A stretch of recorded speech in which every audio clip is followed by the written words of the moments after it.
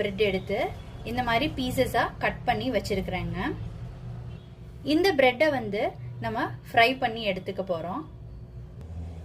இப்போ பிரெட்டை வந்து ஃப்ரை பண்ணி எடுத்துக்கலாங்க. எண்ணெய் வந்து காஞ்சிட்டு இருக்கு. எண்ணெயில ஃப்ரை பண்ணிக்கலாம்.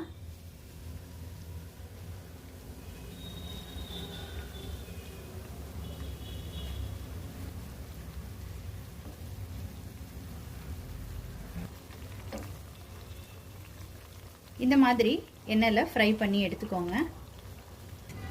இப்போ எடுத்துடலாம். இந்த மாதிரி எல்லா பிரெட்டையும் ஃப்ரை பண்ணி எடுத்துக்கலாங்க. அடுப்பை வந்து சிம்ல வச்சுக்கோங்க.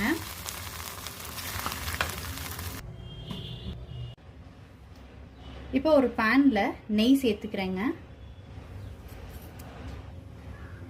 3 டேபிள் ஸ்பூன் நெய் சேர்த்துருக்கிறேன்.